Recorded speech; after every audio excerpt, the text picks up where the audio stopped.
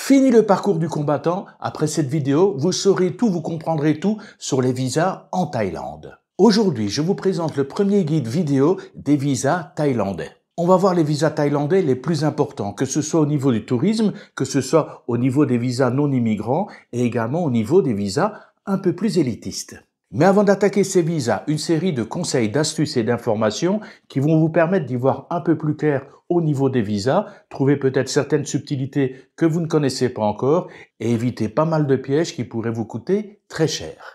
Concernant cette vidéo qui risque d'être un petit peu longue, en bas dans la description, vous allez retrouver un horodatage. Par exemple, vous recherchez une information sur le visa retraité, vous descendez dans la description, vous regardez visa retraité, vous voyez par exemple ça commence à 13 minutes 17 secondes, vous cliquez sur l'horodatage et vous allez être automatiquement redirigé sur la partie de la vidéo qui vous intéresse. Allez, on ne perd pas davantage de temps, on attaque directement avec le premier chapitre qui concerne les astuces, les conseils et les informations sur les visas en Thaïlande.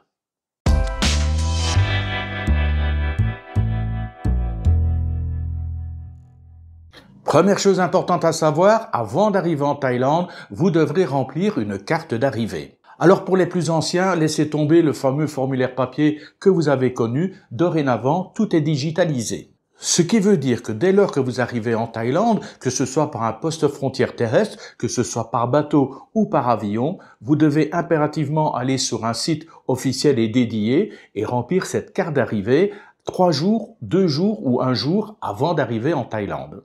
N'essayez pas de le faire 15 jours avant, logiquement, ça ne passera pas. Donc si possible, 3 jours avant, essayez de remplir ce fameux document et pas de panique si jamais vous avez oublié ou si vous ne connaissiez pas cette obligation.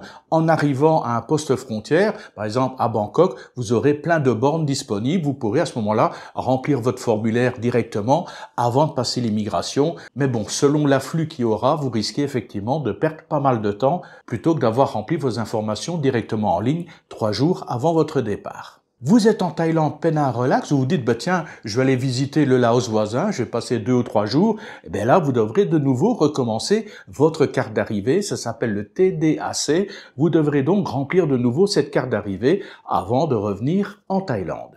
Alors, pas d'inquiétude, c'est très facile à faire. Vous faites une petite recherche sur Internet et vous allez voir, il y a pas mal de tutos qui expliquent étape par étape comment remplir cette carte d'arrivée avant de venir en Thaïlande. Attention néanmoins aux arnaques. Je vous mets en bas dans la description le lien officiel qui vous permet d'accéder au site pour remplir cette fameuse carte numérique, cette fameuse carte d'arrivée. Si vous tapez dans votre moteur de recherche carte d'arrivée Thaïlande ou TDAC Thaïlande, vous risquez de tomber sur des sites frauduleux. C'est-à-dire, généralement, ils sont marqués sponsorisés. Et lorsque vous allez aller sur ce site, ils vont vous permettre effectivement de remplir les informations ou ils vont le faire pour vous, mais ils vont vous faire payer. Alors que cette carte d'arrivée, c'est totalement gratuit. Il n'y a absolument rien à payer. Donc, faites gaffe aux sites frauduleux et allez voir directement le lien en bas dans la description. Vous aurez à ce moment-là le lien officiel qui vous permettra de remplir cette fameuse carte d'arrivée, cette carte TDAC pour rentrer en Thaïlande en bonne et due forme.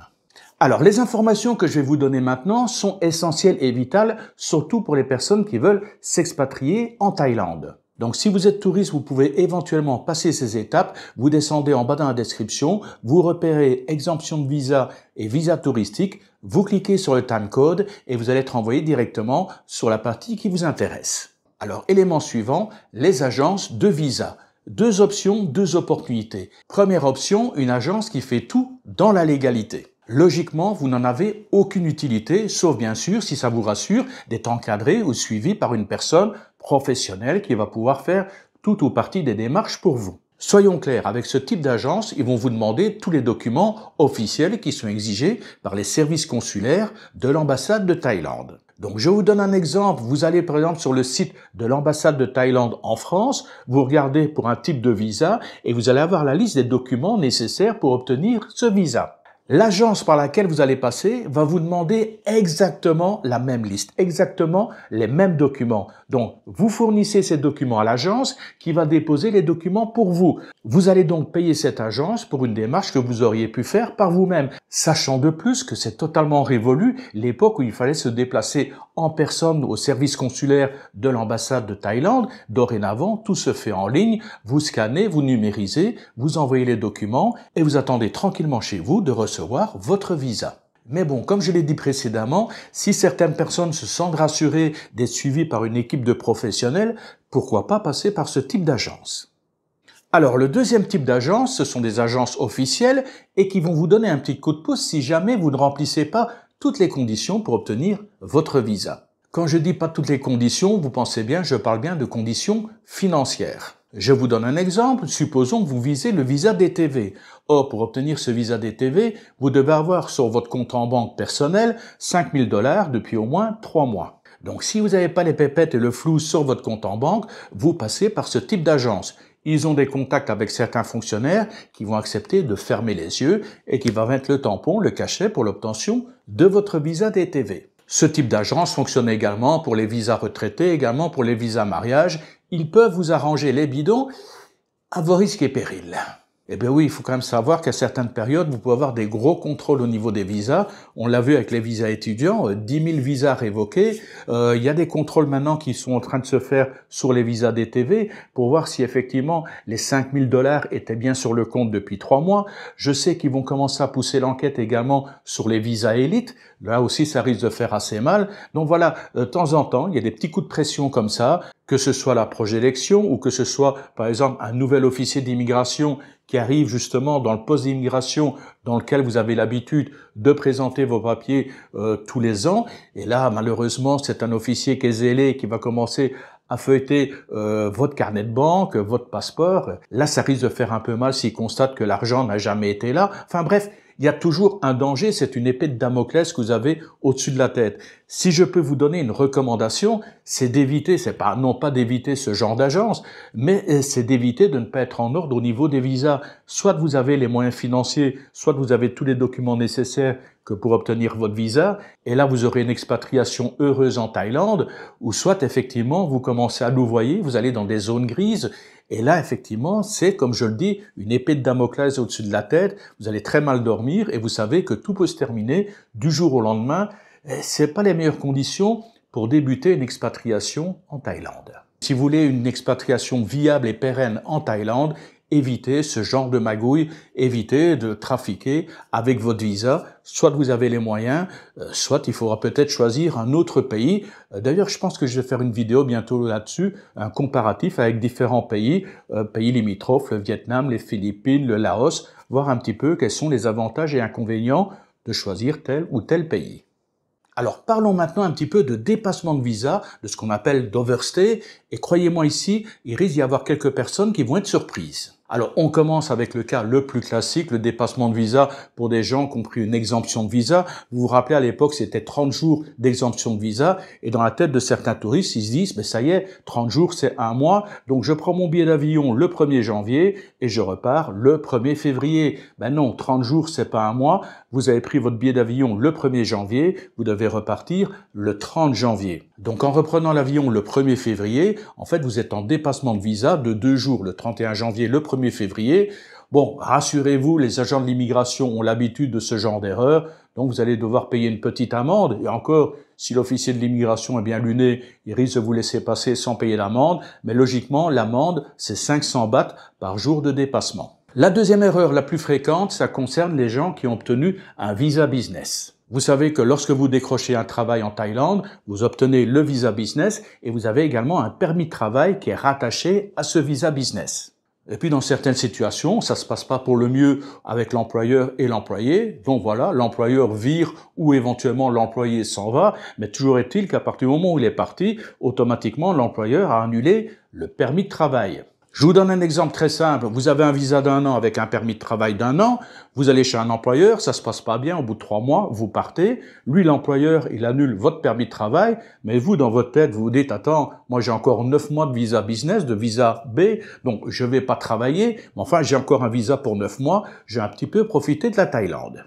Au bout des 9 mois, vous vous dites, je vais quand même quitter le pays parce que là, mon visa arrive à la fin. C'est le dernier jour. Donc, je sors du territoire gentiment et puis je verrai bien comment ça s'arrange. Vous arrivez face à l'immigration pour quitter le pays et là, le gars va dire, attendez, stop, hein, mon gars, t'es en dépassement de visa de 9 mois. En effet, dès que tu perds ton permis de travail, automatiquement, ton visa business est annulé. Et là, croyez-moi, vous n'allez pas rire parce que 9 mois de dépassement de visa, ça fait très mal.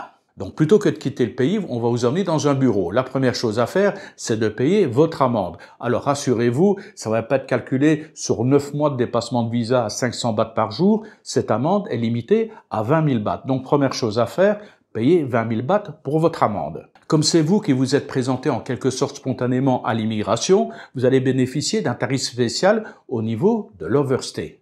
Ben oui, ce qu'il faut savoir, c'est que le fait de se présenter spontanément à l'immigration, automatiquement, le tarif est un petit peu moins lourd. Alors, plus de 90 jours de dépassement de visa, c'est automatiquement 1 an de blacklistage. Plus d'1 an de dépassement de visa, vous vous chopez 3 années de blacklistage. 3 ans de dépassement de visa égale 5 années de blacklistage. Et plus de 5 ans de dépassement de visa, à ce moment-là, vous vous tapez 10 ans de blacklistage. 10 ans sans avoir le droit de revenir en Thaïlande. À savoir quand même que dès lors que vous êtes frappé par un blacklistage, même si ce n'est que pour une année, ça va être très compliqué par la suite d'obtenir un visa pour revenir en Thaïlande. Et attention, ça c'est si vous vous présentez spontanément à l'immigration. Maintenant, imaginons que vous subissez un contrôle. Ça peut arriver, hein, vous êtes dans un bus, il y a un barrage routier, on contrôle un petit peu tous les gens qui sont à l'intérieur, on va également contrôler votre passeport. Là, ils vont l'ouvrir, ils vont voir qu'il y a un dépassement de visa, mais vous vous êtes pas présenté spontanément, vous avez été chopé lors d'un contrôle. Et là, la sanction, elle est terrible et elle est immédiate. Moins d'1 an de dépassement de visa, donc 1 minute de dépassement de visa jusqu'à 1 an de dépassement de visa, vous vous prenez 5 années de blacklistage. Et dès que vous vous faites choper et que vous avez plus d'1 an de dépassement de visa, là vous avez 10 années de blacklistage. Et bien sûr, si vous vous faites choper lors d'un contrôle, ne pensez pas rentrer chez vous, ce sera automatiquement direction centre de rétention. C'est pas agréable du tout.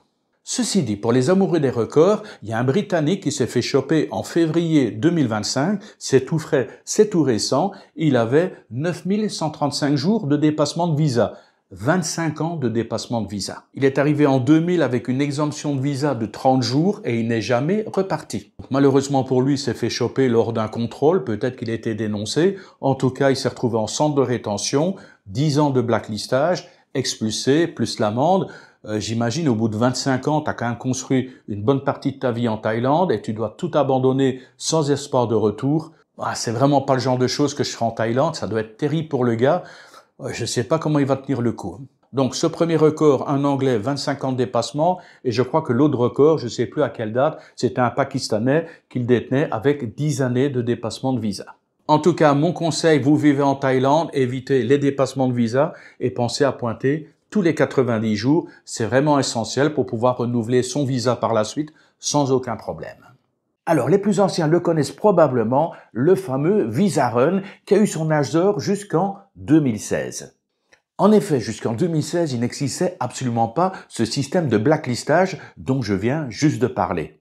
À l'époque, le système se limitait à 500 bahts d'amende par jour de dépassement, amende limitée à 20 000 bahts. Donc certaines personnes se disaient, je vais pas m'embêter à renouveler mon visa régulièrement. En fait, je vais même pas faire de renouvellement de visa. J'arrive avec un visa touristique ou une exemption de visa et je reste en Thaïlande. Si je me fais choper dans 1 an, 2 ans, 3 ans, je paye les 20 000 bahts d'amende, je sors du pays, je rentre de nouveau dans le pays et je recommence le même système. Je ne renouvelle pas de visa, j'arrive avec une exemption de visa et je fais autant d'allers-retours que nécessaire. C'est ce qu'on a appelé le fameux Visa Run. Vous pensez bien, ce visa n'existe absolument pas. C'est juste un surnom qu'on a donné pour les gens qui passaient leur temps à sortir du territoire avec ou sans amende. Il y a certaines personnes qui sortaient tous les 30 jours, d'autres personnes qui sortaient le jour où ils se faisaient choper, ils payaient une amende, ils sortaient, ils rentraient. Il n'y avait pas de blacklistage, donc la vie était belle.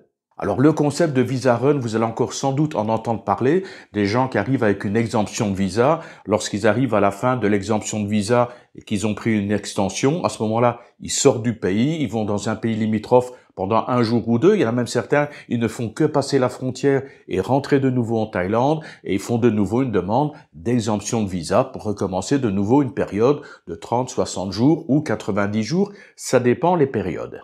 Mais en tout cas, le concept du visa run avec toutes ces dérives tel qu'il existait avant 2016, c'est totalement fini. C'est d'ailleurs la raison principale pour laquelle ils ont mis en place les blacklistages pour vraiment dissuader les gens de rester dans le pays sans aucun titre de séjour. Alors d'autres informations rapides en vrac.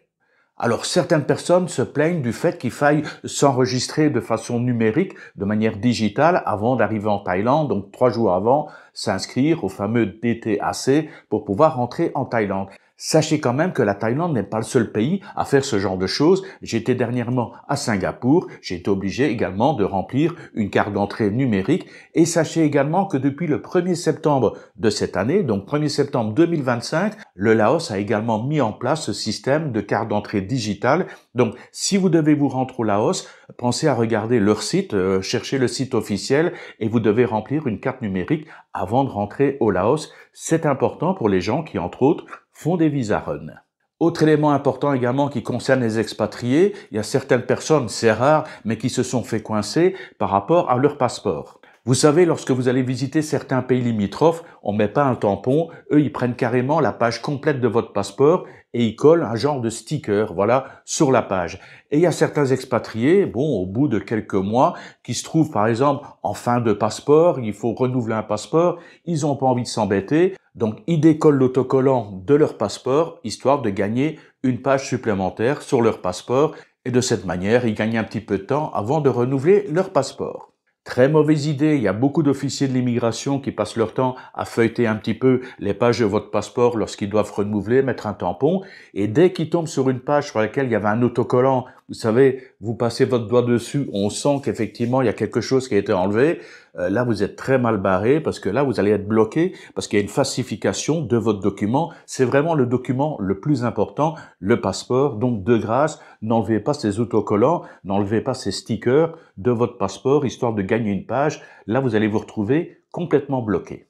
Et dernière information très importante, elle concerne justement la suite de ce tutoriel, la suite de ce guide Visa Thaïlande. Ça concerne justement les agences consulaires dans les ambassades dans lesquelles vous allez faire une demande de visa. Pour la vidéo ici, au niveau des informations, je me réfère au service consulaire de l'ambassade de Thaïlande à Paris. Mais il faut savoir que les conditions d'admission d'un visa peuvent changer en fonction de l'ambassade où vous allez faire votre demande. Je vous donne un exemple très simple. Si je prends l'exemple d'un visa retraité, supposons un Belge qui fait une demande justement à l'ambassade de Thaïlande à Bruxelles et un Français qui fait une demande depuis les services consulaires de l'ambassade de Thaïlande à Paris. Le Belge qui fait une demande de visa retraité, s'il passe par des revenus mensuels, il va devoir prouver l'équivalent de 65 000 bahts, donc il va devoir prouver à peu près 1 750 € de revenus par mois. Le Français qui va faire la même demande de visa à l'ambassade de Thaïlande à Paris ne devra pas prouver 1 550 € de revenus par mois, mais il devra prouver 2 000 € de revenus par mois. Idem pour la Belgique, vous choisissez l'option de bloquer de l'argent sur un compte en banque. Vous devrez donc, au niveau belge, prouver 800 000 bahts sur un compte. 800 000 bahts actuellement, ça fait à peu près 21 500 €. Si vous faites la même demande depuis la France, ce n'est pas 21 500 € que vous devrez prouver sur un compte en banque, c'est 24 000 €. Donc ça, c'est une norme qui est importante à comprendre. Les pièces exigées peuvent varier d'une ambassade à une autre, d'un service consulaire à un autre. Ceci dit, tout est en train de se normaliser. On n'a plus des écarts gigantesques tels qu'on les avait avant. Donc logiquement, quelle que soit l'ambassade dans laquelle vous allez vous présenter, vous aurez de toute façon des conditions d'admission qui sont similaires.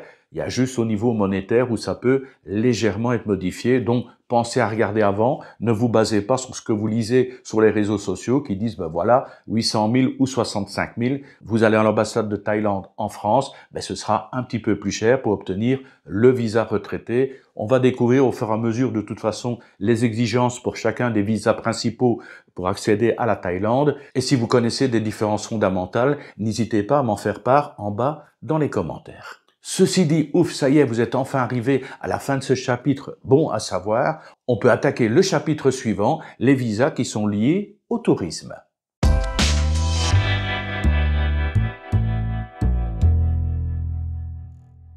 Alors, on va débuter bien sûr par l'exemption de visa. Alors actuellement, l'exemption de visa est de 60 jours. Vous allez me dire, Olivier, c'est quoi une exemption de visa? C'est tout simplement, vous faites partie de plus de 90 pays, la France, la Belgique, enfin quasiment toute l'Europe est dedans. Donc, vous débarquez en Thaïlande avec un passeport en ordre qui a encore au moins 6 mois de durée de validité. Vous débarquez en Thaïlande et on va juste vous mettre un cachet. Vous n'avez pas besoin de faire une demande de visa au préalable. Vous présentez votre passeport, vous recevez un cachet qui vous permet de rester durant 60 jours en Thaïlande. Attention que cette période de 60 jours est une période exceptionnelle. Normalement, l'exemption de visa est de 30 jours et non pas de 60 jours. C'est le gouvernement qui a mis en place cette exemption de 60 jours depuis juillet 2024 et il est probable que dans les mois à venir, cette exemption de visa de 60 jours retombe à 30 jours comme c'était le cas avant juillet 2024. Alors, ce qu'il faut savoir sur cette exemption de visa de 60 jours. Vous arrivez donc en Thaïlande, vous recevez un tampon, vous pouvez rester pendant 60 jours. Vers la fin des 60 jours, vous vous dites « je voudrais rester un peu plus longtemps », vous allez tout simplement dans un bureau de l'immigration, vous remplissez une feuille, vous payez 1900 bahts et vous allez obtenir une extension de 30 jours. Donc au final, une exemption de visa vous permet de rester 60 jours plus une extension de 30 jours, un total de 90 jours. Ce qu'il est tout à fait possible de faire à la fin de cette exemption de visa et de cette extension, donc à la fin de ces 90 jours, vous pouvez très bien quitter le territoire, visiter un pays limitrophe et ensuite de nouveau rentrer en Thaïlande et obtenir à nouveau une exemption de visa de 60 jours, exemption de visa de 60 jours que vous pourrez prolonger de 30 jours auprès des services de l'immigration. Donc logiquement, sans problème, vous pouvez obtenir 2 exemptions de visa, donc 2 fois 60 jours, plus les 2 extensions de 30 jours, un total de 180 jours, soit 6 mois. Par contre, si au bout de ces 6 mois, vous dites, tiens, je vais encore retenter le coup, sortir, rentrer et peut-être obtenir une exemption de visa, une nouvelle exemption de visa de 60 jours, là, je ne peux pas vous garantir le plein succès. Si vous avez de la chance, le gars il va pas regarder, il va vous mettre les 60 jours. Si vous avez un petit peu moins de chance, à l'officier de l'immigration qui va vous dire, oula, ça fait déjà 6 mois, c'est plus du tourisme, il faudrait vous mettre en ordre. Donc voilà, allez, je vous mets 15 jours ou je vous mets 1 mois et essayez d'arranger vos histoires et d'avoir un visa en ordre. Ou alors le plus désagréable, vous tombez sur un officier de l'immigration qui va vous dire, attends, allez, ça fait déjà 6 mois que tu es en Thaïlande, c'est plus du tourisme. Donc tu fais demi-tour, tu trouves un visa adapté et puis tu reviendras avec un visa, mais pour toi, l'exemption de visa, c'est fini. Alors avec l'exemption de visa de 60 jours, il n'y a pas de règle écrite concernant le nombre de fois qu'on peut passer à la frontière et obtenir une nouvelle exemption de visa. Mais enfin, je pense que le point de bascule, c'est effectivement 6 mois. N'oubliez pas qu'en Thaïlande, que dès lors que vous vivez plus de 6 mois en Thaïlande, vous pouvez être considéré comme résident fiscal. Donc je pense qu'au niveau de l'immigration, ils vous voient arriver, ça fait déjà 6 mois que vous jouez avec les exemptions de visa, ça risque de coincer un petit peu. Que ce soit une exemption de visa de 60 jours ou l'exemption de visa de 30 jours, vous allez voir, généralement, une fois que vous avez dépassé le cap des 6 mois, vous risquez d'avoir des problèmes pour essayer de passer de nouveau le poste frontière si vous n'avez pas ce fameux visa, le fameux visa adapté pour rester en Thaïlande, un visa par exemple non immigrant. Alors maintenant, on va parler brièvement du visa touristique. On a le visa touristique simple entrée et on a le visa touristique double entrée. Alors, je dois vous avouer qu'actuellement, avec l'exemption de visa de 60 jours, le visa touristique n'a plus aucune raison d'être. Mais bon, je vais quand même vous donner les informations rapidement, au cas où on reviendrait à l'exemption de visa de 30 jours. Et là, à ce moment-là, le visa touristique simple entrée ou double entrée pourra vous être utile. Bon, première chose à savoir, un visa touristique ne s'obtient pas en Thaïlande. Il faut absolument le demander via les services consulaires d'une ambassade hors de Thaïlande. Vous avez fait les démarches, vous avez reçu votre visa touristique, vous arrivez en Thaïlande avec votre visa touristique, il est automatiquement activé, ça vous permet de rester 60 jours en Thaïlande. Et c'est là que vous me dites, Olivier, ça sert à rien parce qu'effectivement, j'ai pas besoin de faire les démarches au niveau de l'ambassade, j'ai pas besoin de payer, j'arrive avec une exemption de visa, j'ai également la même durée, 60 jours. Mais bon, imaginons qu'on est revenu à l'exemption de visa de 30 jours. Vous avez fait une demande de visa touristique, vous rentrez en Thaïlande, il est tamponné, vous avez le droit de rester pendant 60 jours. À la fin de ces 60 jours, vous pouvez aller à l'immigration et demander une extension de 30 jours. Ça vous fait 60 jours plus 30 jours, 90 jours, vous êtes tranquille. Ça, c'est pour le visa touristique simple entrée. Maintenant, on a également le visa touristique double entrée. Quelle est la différence? Vous arrivez en Thaïlande, on va vous poinçonner votre première entrée, dont vous pouvez rester pendant 60 jours. À la fin de ces 60 jours, vous pouvez également demander une extension de 30 jours via les services de l'immigration, en remplissant les papiers et en payant 1900 bahts. Une fois que ces 30 jours supplémentaires arrivent à leur fin, vous quittez le territoire, simplement une sortie, vous rentrez dans la foulée et automatiquement, on va activer votre deuxième entrée touristique. Vous avez donc droit de rester de nouveau 60 jours en Thaïlande et à la fin de ces 60 jours, vous pourrez également demander une extension de 30 jours. Donc avec un visa touristique double entrée, vous allez pouvoir rester en Thaïlande légalement pendant 2 fois 90 jours, donc quasiment 6 mois. Et bien sûr, une fois que vous avez fini avec ce visa touristique double entrée, rien ne vous empêche de sortir et de rentrer de nouveau et à ce moment-là de profiter d'une exemption de visa. C'est votre première exemption de visa. Avant, vous étiez sur un visa. Donc, c'est la première fois que vous rentrez en Thaïlande avec une exemption de visa. Et là, vous pouvez de nouveau attaquer sur 60 ou 90 jours supplémentaires. Ça vous fait quasiment 9 mois en Thaïlande. Eh bien, il y a de quoi éviter les froidures de votre pays natal. D'ailleurs, ce visa touristique double entrée est régulièrement utilisé par les retraités qui veulent passer 6 mois en Thaïlande ou 7 mois ou 8 mois en Thaïlande pour éviter l'hiver chez eux et revenir pour les beaux jours dans leur pays natal. Ça leur permet de cette manière de rester en Thaïlande sans avoir les contraintes du visa retraité. Et vous allez voir plus tard dans la vidéo, c'est vrai qu'il y a des contraintes financières qui peuvent être assez lourdes. Alors vous allez me dire, Olivier, c'est super, au final, on a vu l'exemption de visa, le visa touristique, on peut passer à la suite au visa non immigrant. Attendez, stop, on n'a pas encore fini avec la partie touristique. Nous allons maintenant parler du visa DTV. Eh bien oui, ceux qui l'ignorent encore, le visa DTV est considéré comme un visa touristique amélioré, élitiste, mais en tout cas, c'est un visa touristique. Alors le visa DTV, croyez-moi, c'est un véritable foutoir.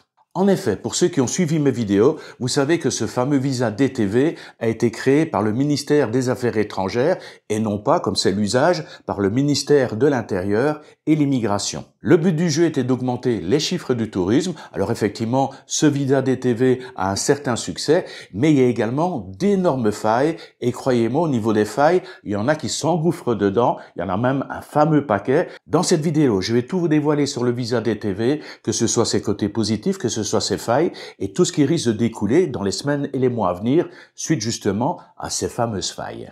Alors, pour le visa DTV, 3 options. Vous avez le visa DTV Work Action, vous avez le visa DTV Soft Power et vous avez également le visa DTV Accompagnement. Le visa DTV Work Action, c'est pour les gens qui veulent travailler en ligne depuis la Thaïlande pour une société étrangère ou bien pour les digital nomades. Le visa DTV Soft Power, c'est plutôt pour des gens qui s'orientent vers tout ce qui est activité culturelle. Ça peut être des cours de langue, des cours de cuisine, de boxe thaï. Ça peut être également pour des rendez-vous médicaux. Et le visa DTV Accompagnement, c'est justement le visa DTV qui permet aux épouses et aux enfants de moins de 20 ans d'obtenir ce visa pour accompagner leur mari, leur femme ou leurs parents en Thaïlande. Alors, visa DTV Work Action ou visa DTV Soft Power, à la base, ce sont exactement les mêmes papiers qu'il faut fournir. Je vous donne la liste émise par l'ambassade de Thaïlande à Paris. Alors, toutes ces démarches se font effectivement en ligne. Ce sont des documents envoyés, enfin des copies de documents envoyés. Vous avez la page du passeport relative à l'état civil. Alors, il faut que votre passeport ait encore 6 mois de validité lorsque vous allez rentrer en Thaïlande. Des photos d'identité officielle en couleur, bien sûr des photos récentes, un justificatif de domicile en France datant de moins de 3 mois, donc ça peut être une facture d'internet, d'électricité, et un relevé bancaire officiel d'un solde de 15 000 €. Ce solde de 15 000 € minimum doit être sur votre compte en banque depuis au moins 3 mois. Voilà, ça ce sont les conditions générales à remplir, quel que soit le visa DTV que vous allez choisir. Nous allons voir maintenant les conditions dans le cadre d'un visa DTV Work Action. Ensuite, on verra les conditions pour l'obtention d'un visa DTV Soft Power. Nous verrons également comment fonctionne ce fameux visa DTV, sachant que c'est un visa qui est quand même valable pendant 5 ans, avec des périodes renouvelables tous les 180 jours. Et petite mise au point très importante, il s'agit bien d'un visa touristique, même s'il est valable pendant 5 ans, c'est un visa touristique, donc impossibilité d'ouvrir un compte en banque en Thaïlande. Les banques sont très pointilleuses là-dessus. Avec un visa DTV, vous ne pourrez pas ouvrir un compte en banque en Thaïlande.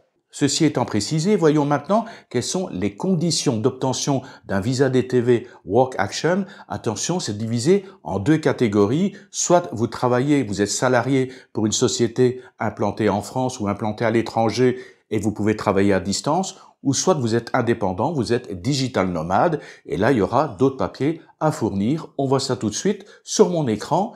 Si vous travaillez pour une société, il faudra présenter un contrat de travail, attestation de travail de l'entreprise en France, précisant que vous êtes toujours salarié et que votre travail vous permet de travailler à distance. Et bien sûr que vous serez rémunéré par l'entreprise pendant votre séjour en Thaïlande.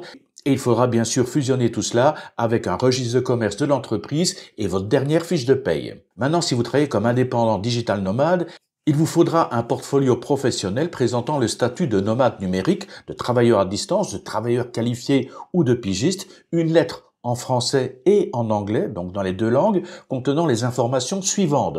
En quoi consiste votre travail à distance? Quelle est la source de vos revenus? Si c'est un virement, si c'est payé par PayPal ou un autre moyen, l'adresse de votre site web, l'URL, donc vous devez avoir un site web, ou éventuellement, si vous n'avez pas de site web, la plateforme de freelance, ça peut être YouTube, Fiverr, Mal, TikTok, que sais-je encore. Donc, quelle est la plateforme que vous utilisez? Et bien sûr, sur cette plateforme, il doit apparaître votre profil avec votre nom, votre prénom et une photo sur laquelle, bien sûr, vous êtes reconnaissable. Et bien sûr, il faut fusionner ça avec des documents officiels, avec une facture datant de moins de 3 mois et la preuve du virement de cet argent sur votre compte que vous avez bien sûr en France. Donc ça, c'est pour le visa DTV Work Action. Maintenant, voyons un petit peu les papiers que vous devez présenter si vous faites une demande de visa DTV Soft Power. Ces papiers à fournir, bien sûr, toujours via le site de l'ambassade de Thaïlande à Paris. Alors vous voyez tout de suite qu'il faut beaucoup moins de preuves, raison pour laquelle la majorité des gens se dirigent vers ce visa DTV. Il faut donc la lettre d'invitation d'acceptation concernant l'activité de l'organisation d'accueil en Thaïlande. Donc ça peut être une école pour la cuisine thaïlandaise, pour la boxe thaï, pour le cours de langue, ou éventuellement une lettre d'un médecin, d'un cabinet dans lequel vous allez suivre un traitement médical. Il faut donc la carte d'identité du signataire, le registre de commerce à licence de l'organisation et la preuve du paiement ou la lettre d'engagement de rendez-vous de l'hôpital et bien sûr la preuve de paiement également si c'est dans le cadre de tourisme médical. Alors maintenant, comment fonctionne ce fameux visa DTV? En fait, vous avez un visa qui est valable pour 5 ans par période de 180 jours, donc à peu près 6 mois. Donc vous débarquez en Thaïlande, on va activer votre visa DTV. 6 mois après, vous pouvez vous présenter à l'immigration et demander une extension, dont vous allez obtenir 180 jours supplémentaires. Grosso modo, ça vous fait 1 an. Au bout de cette année, vous ne pouvez pas de nouveau retourner à l'immigration pour demander une extension. Vous êtes obligé de sortir du territoire et de rentrer de nouveau en Thaïlande pour activer une nouvelle année. Même topo pour cette nouvelle année. Vous avez les 180 premiers jours. Vous êtes tranquille, vous venez d'arriver en Thaïlande. Au bout des 180 jours, vous allez à l'immigration en Thaïlande et ils vont vous faire une prolongation de 180 jours. Fin de la deuxième année, vous ressortez de Thaïlande, vous revenez de nouveau en Thaïlande. On va activer la troisième année et ainsi de suite. Voilà, tout ça c'est la version officielle. Maintenant, voyons ensemble quelles sont les failles de ce système, comment elles sont exploitées et comment les autorités vont commencer à tenter de contrecarrer un petit peu ces failles. Alors la première faille, et beaucoup de gens ne sont pas d'accord avec mon point de vue, c'est qu'il n'est pas clairement noté que le visa DTV Soft Power ne permet pas de travailler en ligne depuis la Thaïlande. Alors oui, certains me disent, Olivier, montre-moi dans le visa DTV Soft Power une ligne, une phrase qui dirait qu'il est interdit de travailler en ligne avec ce type de visa. Et ils ont entièrement raison. Vous regardez sur d'autres visas, visa retraité par exemple, il est bien noté que ce visa ne vous permet pas de travailler en Thaïlande. Or, pour ce visa qui a été fait par des amateurs, ils n'ont pas rajouté cette phrase. Mais bon, bien sûr, c'est une question de bon sens et de logique, sinon on n'aurait jamais créé 2 visas DTV bien spécifiques. Un visa DTV Work Action où il faut prouver effectivement la légalité de ses activités et prouver également la source des revenus et le montant de ces revenus. Et sur le côté, on aurait rajouté un visa DTV Soft Power qui permettrait également de travailler sans apporter la moindre preuve. Ça n'a aucun sens. Alors la deuxième faille, elle vient de certaines ambassades. Vous avez vu précédemment, je vous ai montré la liste des documents et des preuves nécessaires pour obtenir un visa DTV à partir de l'ambassade de Thaïlande à Paris, mais croyez-moi que pour certaines ambassades dans d'autres pays, ils sont beaucoup moins regardants. Vous allez par exemple à l'ambassade de Thaïlande au Cambodge ou vous allez au Vietnam à Ho Chi Minh, mais vous allez voir qu'ils sont beaucoup moins regardants pour les preuves à apporter pour obtenir ce fameux visa DTV Work Action.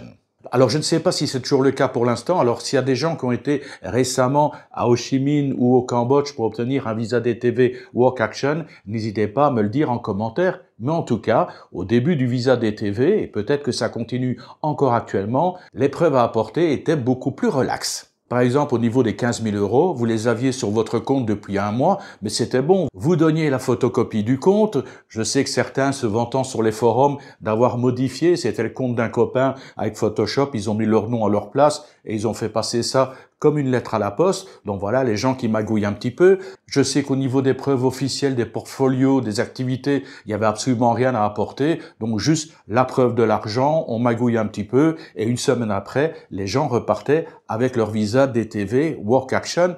Alors que par exemple, si vous allez en France ou par exemple en Malaisie à Jakarta, vous en avez quasiment pour 4 semaines avant l'obtention de votre visa. Pourquoi? Parce qu'ils enquêtent énormément. Et sur un forum, j'ai vu un témoignage d'une personne qui dit « Mais attends, à Jakarta, ils sont devenus fous. Moi, je suis arrivé, j'avais quasiment plus de 15 000 € depuis plus de 4 mois sur mon compte en banque prouvé en France et tout le bazar. Et le gars me l'a refusé parce qu'il voulait une preuve de 6 mois. Il voulait que j'ai cet argent depuis 6 mois sur mon compte, alors qu'en France, on demande juste depuis 3 mois. Donc, il dit au niveau des règles des ambassades, ça peut varier pour le pire comme pour le meilleur. Autre faille également, ce sont au niveau des écoles. Il y a certaines écoles qui ne reculent devant rien pour récupérer un petit peu d'argent, pour gagner de nouveaux élèves via le visa DTV Soft Power.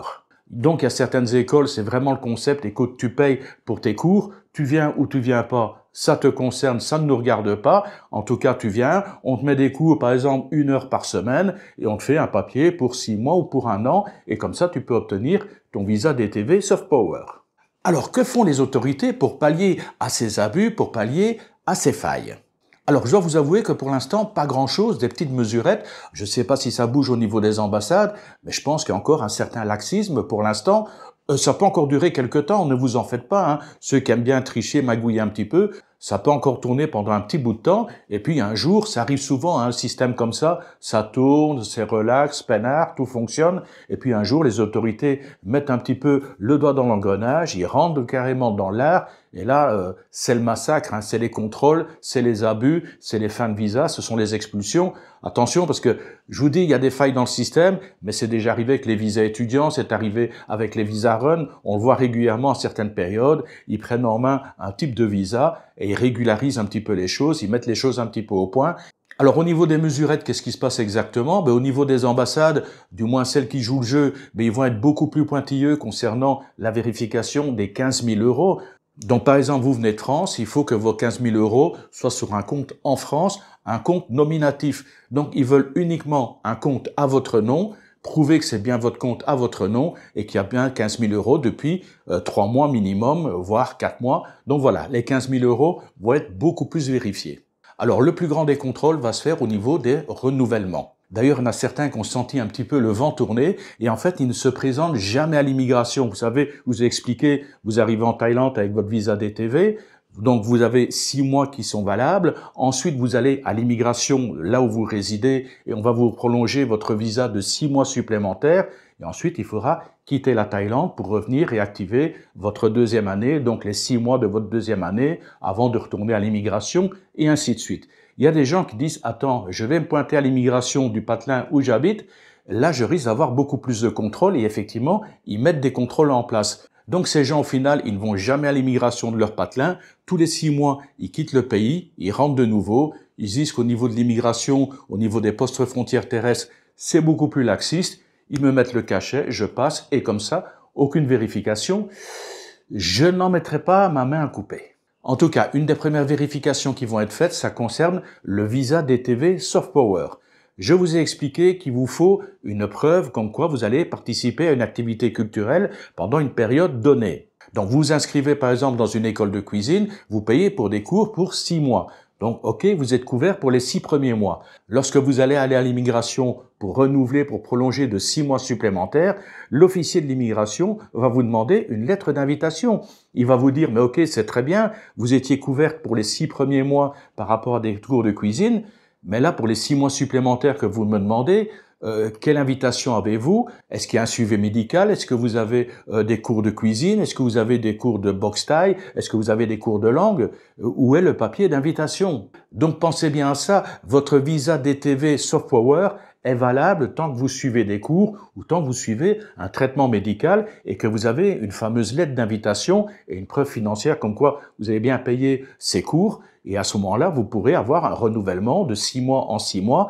Mais il faut vraiment avoir des périodes de cours qui vous couvrent pour tous les 6 mois que vous allez demander en supplément à l'immigration ou au moment de passer le poste frontière.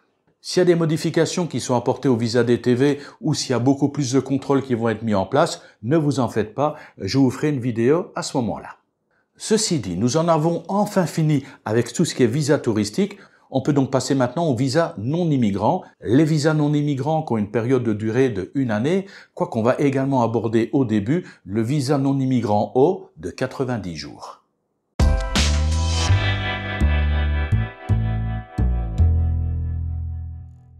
Alors, le visa non immigrant O valable 90 jours. Alors, dès lors qu'on peut obtenir un visa d'1 an directement à l'ambassade de Thaïlande dans son pays natal, quel avantage de faire plutôt une demande d'un visa de 90 jours? Eh bien, ce visa non immigrant de 90 jours est surtout utilisé par les personnes qui veulent obtenir un visa retraité. Pourquoi cet intérêt pour un visa de 90 jours alors qu'on peut obtenir directement un visa non immigrant de 1 an? On va le voir un peu plus loin quand je vais vous parler du visa retraité. Donc le visa retraité qu'on peut obtenir directement depuis l'ambassade de Thaïlande dans son pays natal. Et là, effectivement, au niveau des assurances soins, santé, vous allez voir que ça peut être un peu rébarbatif pour certaines personnes. Rédhibitoire, voilà le nom que je cherchais, ça peut être rédhibitoire pour certaines personnes. Or, si vous faites une demande de visa non immigrant de 90 jours en vue d'obtenir un visa retraité, au niveau de l'ambassade de Thaïlande en France, on va vous demander effectivement toutes les preuves financières, donc soit un revenu mensuel équivalent à 2000 €, ou dans d'autres ambassades, ça peut être l'équivalent de 1750 €. N'oubliez pas ce que je vous ai expliqué en début de vidéo. Ou bien, si ce ne sont pas des revenus mensuels, il faut que vous ayez sur votre compte en banque l'équivalent de 21 500 € ou de 24 000 € selon les ambassades. Et dans le cadre de cette demande de visa de 90 jours, on ne vous demande aucune assurance santé. Donc pour les retraités qui ne peuvent pas remplir les conditions exigées pour l'obtention d'un visa d'1 an, ils vont passer par ce visa de 90 jours. Ils vont arriver en Thaïlande avec ce fameux visa de 90 jours. Ce fameux visa non immigrant de 90 jours va leur donner l'opportunité d'ouvrir un compte en banque. Ils vont ensuite pouvoir transférer l'argent, les 800 000 bahts, directement sur leur compte en banque. Sauf si, bien sûr, ils prouvent des revenus. À ce moment-là, il n'y a pas besoin des 800 000 bahts bloqués sur un compte en banque. Et ensuite, 2 mois après leur arrivée en Thaïlande, 2 mois après que l'argent a été déposé en banque, ils vont pouvoir aller à l'immigration, faire une demande pour que ce visa de 90 jours soit transformé en visa d'1 an. Alors je dis 2 mois après être arrivé en Thaïlande ou avoir déposé l'argent en banque, tout simplement parce qu'il faut à peu près un délai d'1 mois entre le moment où vous allez faire votre demande pour un visa retraité d'1 an et le moment où cette demande sera approuvée. Je vous l'avais promis, aucun secret, voilà donc à quoi peut servir principalement ce visa non immigrant de 90 jours. Allez, on attaque maintenant sur le visa retraité. Ne vous en faites pas, si je n'ai pas été assez clair par rapport au chapitre précédent sur le visa de 90 jours, vous allez tout comprendre ici. Donc vous avez compris le principe, le visa retraité, vous pouvez le demander directement auprès de l'ambassade de Thaïlande de votre pays natal ou bien vous pouvez faire la demande depuis la Thaïlande. Nous allons voir dans un instant quelles sont les conditions à remplir si vous faites votre demande d'un visa d'1 an directement auprès de l'ambassade de Thaïlande dans votre pays natal et quelles sont les conditions à remplir si par contre vous décidez de faire votre demande de visa retraité depuis la Thaïlande. Et vous allez voir, il y a pas mal de différences au niveau des conditions d'obtention. D'autres démarches, d'autres techniques, mais conditions d'obtention bien différentes. Donc, première étape, on va aller voir directement sur le site de l'ambassade de Thaïlande à Paris quelles sont les conditions nécessaires pour obtenir un visa retraité d'1 an, ce qu'on appelle un visa non immigrant OA. Ah oui, je vous l'avais dit, c'est du costaud. Alors bien sûr, il faut un passeport. Le passeport doit avoir une validité de 18 mois à la date de votre départ. Les photos d'identité, comme d'habitude, des photos récentes. Des justificatifs de domicile en France ou en Belgique, en Suisse, ça dépend où vous faites votre demande, donc datant de moins de 3 mois pour les passeports européens. Les factures d'électricité, de téléphone portable, accès à Internet sont valides. Et bien sûr, un titre de séjour si vous n'êtes pas un ressortissant européen. Alors, preuve de revenu mensuel, on va pas revenir là-dessus, c'est soit un revenu mensuel de 1 750 € ou de 2 000 €, ou bien un compte créditeur de 21 500 € ou de 24 000 € sur un compte bancaire non bloqué, et cet argent doit être depuis au moins 3 mois sur ce compte. Alors, c'est là que ça devient un peu prise de tête, et c'est pour ça que des gens passent par l'autre solution qu'on va voir juste après. Donc, le certificat médical précisant que vous êtes en bonne santé et que vous n'avez pas de maladie contagieuse. Donc, ça doit être des documents manuscrits qui doivent être lisibles puisque c'est un docteur qui va le remplir et datant de moins de 3 mois. Il faut une assurance maladie avec une couverture minimale de 100 000 $ ou 3 millions de bahts, y compris expressément le traitement Covid-19 valable dès votre arrivée en Thaïlande, couvrant 1 an à compter de votre date d'arrivée en Thaïlande. Et ce n'est pas tout, il vous faut également un formulaire d'attestation d'assurance étrangère rempli par votre assureur avec la signature de votre assureur et un tampon de l'agence bien entendu. Le montant couverture minimum 3 millions de bahts doit mentionner Foreign Insurance Certificate, et vous avez un lien vers un site internet pour avoir plus d'informations. Et n'oublions pas bien sûr le casier judiciaire vierge.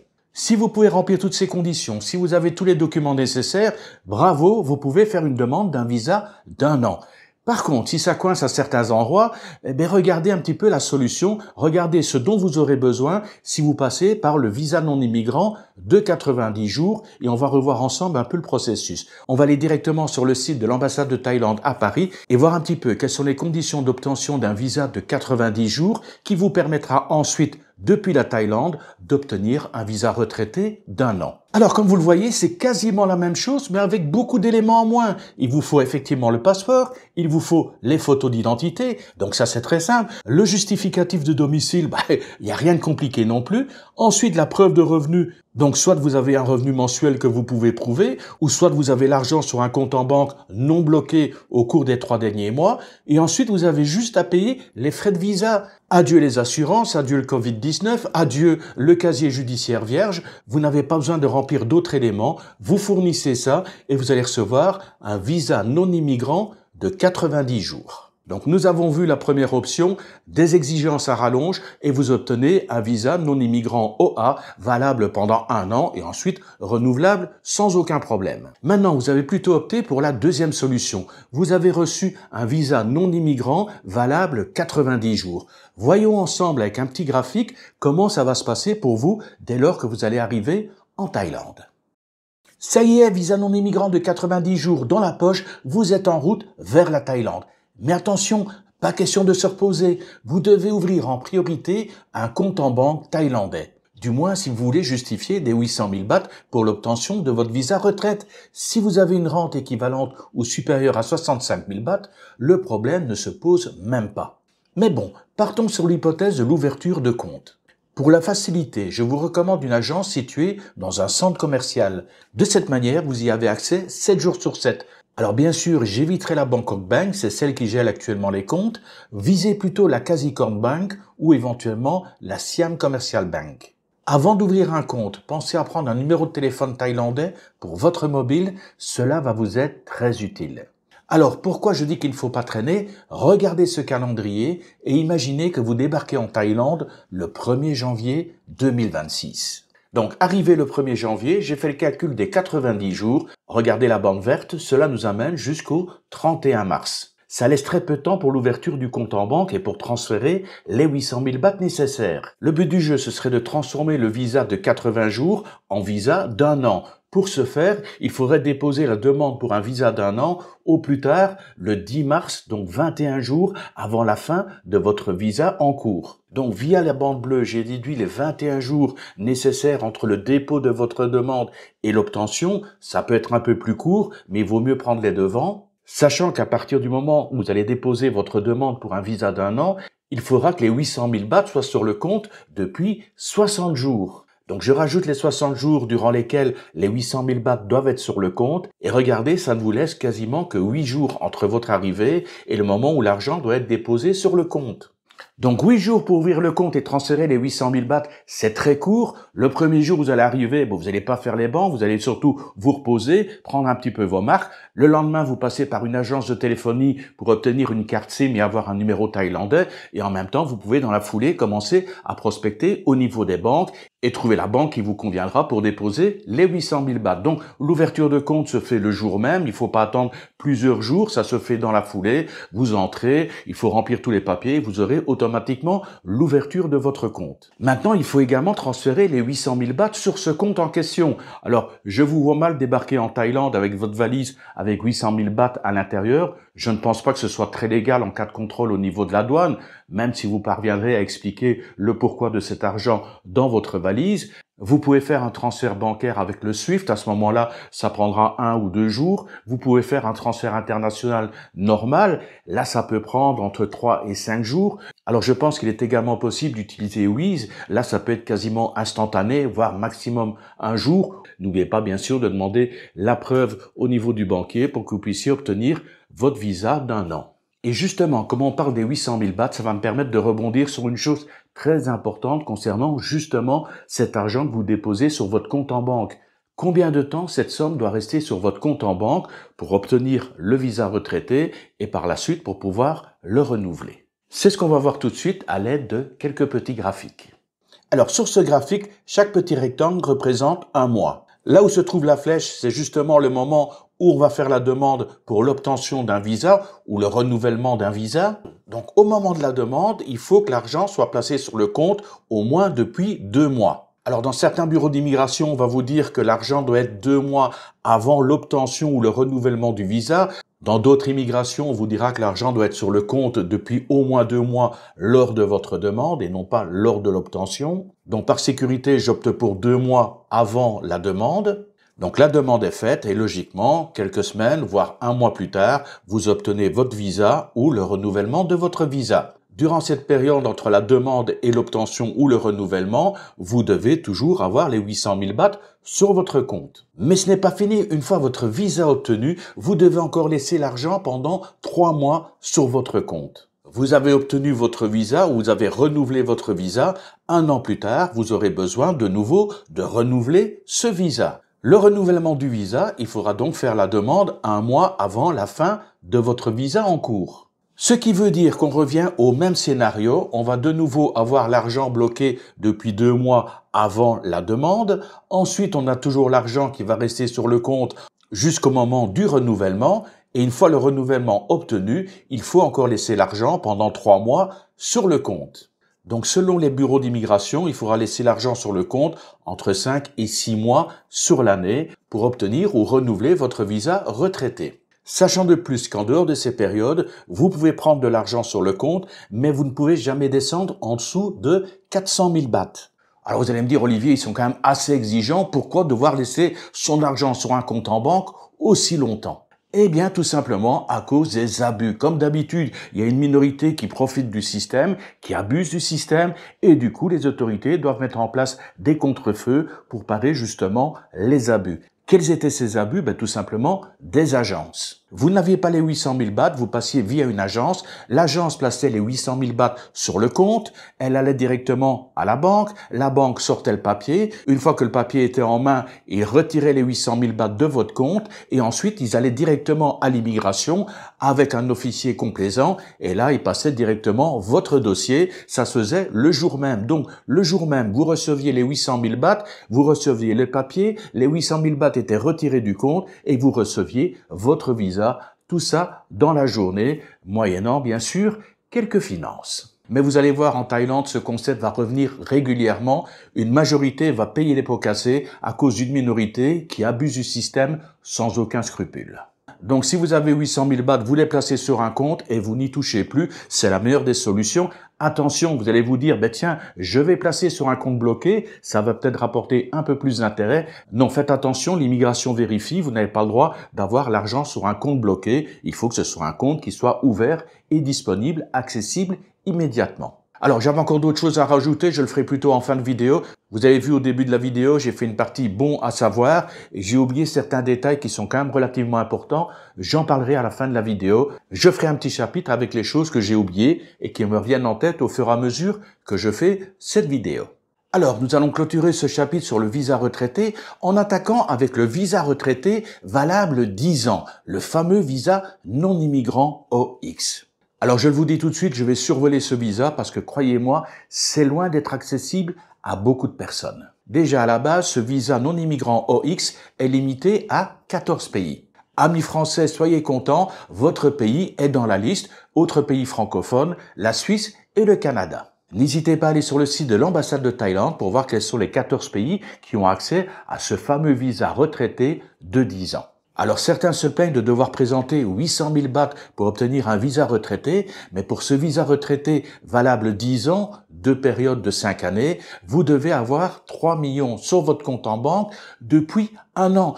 Compte en banque en Thaïlande, pas un compte en banque en France. Vous devez avoir 3 millions sur votre compte en banque thaïlandais depuis 1 an avant de pouvoir faire la demande de visa non-immigrant OX. De plus, l'intégralité des 3 millions doit être dépensée en Thaïlande. Ceci dit, ça peut être un visa très intéressant pour les gens qui disposent effectivement de ces moyens financiers et qui ont le projet d'acheter un condominium en Thaïlande. Bien sûr, dès lors que le prix de ce condominium équivaut ou dépasse les 3 millions. Ce qui veut dire que vous débarquez avec un visa retraité simple d'une année, au lieu de déposer 800 000, vous déposez 3 millions sur le compte et à la fin de l'année, vous ne renouvelez pas votre visa, vous faites la demande pour que votre visa retraité d'1 an soit transformé en visa retraité 10 années. Dès lors que vous avez ce visa non-immigrant de 10 ans et que vos 3 millions sont en banque depuis 1 année, vous avez tout loisir d'acheter enfin votre appartement. Sur 1 an, vous aurez largement eu le temps de prospecter, de vérifier, de regarder, de comparer et de tomber sur la perle rare. Ah oui, dernière chose aussi, pour le visa retraité OX, au niveau assurance, c'est assez costaud aussi. Donc n'hésitez pas à aller sur le site de l'ambassade de Thaïlande pour avoir un peu plus d'informations concernant ce visa OX. Alors, nous allons attaquer maintenant le visa étudiant. Pardon? Ah ben oui, effectivement, j'ai changé de t-shirt. Ben, vous imaginez bien qu'une vidéo comme celle-ci, ça ne se fait pas en une seule prise de vue, ni en une seule journée. Donc voilà pourquoi, de temps en temps, vous me voyez avec un t-shirt différent. J'en profite pour vous dire, n'oubliez pas de liker cette vidéo. Il y a beaucoup de boulot derrière. Et bien sûr, de la partager. Si vous pensez que ça peut intéresser certains forums ou différents groupes sur des réseaux sociaux, ou éventuellement, si ça peut intéresser un ami ou une connaissance. Sur ce, revenons maintenant au visa étudiant. Alors ne paniquez pas, c'est vrai que j'ai fait une vidéo dernièrement où j'expliquais qu'il y avait 10 000 visas étudiants qui avaient été supprimés, mais croyez-moi, le visa étudiant existe toujours bel et bien et on trouve toujours des écoles sérieuses et même on trouve plus facilement des écoles sérieuses maintenant pour suivre des cours de thaï. Alors le visa étudiant, bien sûr, n'est pas fait uniquement pour les expatriés qui désirent suivre des cours de thaïlandais. C'est également accessible, par exemple, à des enfants d'expatriés. Tous les enfants qui vont dans des écoles internationales, que ce soit primaire, secondaire, que ce soit même niveau universitaire, vous pouvez effectivement faire une demande de visa étudiant.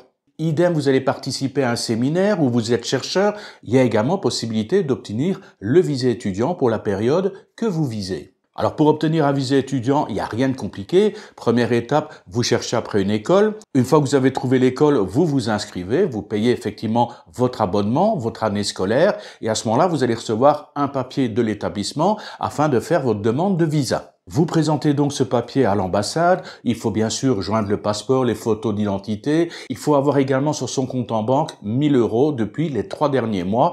Donc voilà, c'est pas une somme astronomique non plus, c'est la somme qui est exigée et c'est relativement accessible. Alors bien sûr, le visa étudiant ne vous donne absolument pas le droit de travailler en Thaïlande. Alors bien sûr, au niveau des cours, il faut être présent. Les présences seront prises. À la rigueur, elles peuvent être envoyées quotidiennement au niveau de l'immigration pour voir qui est présent au cours ou pas.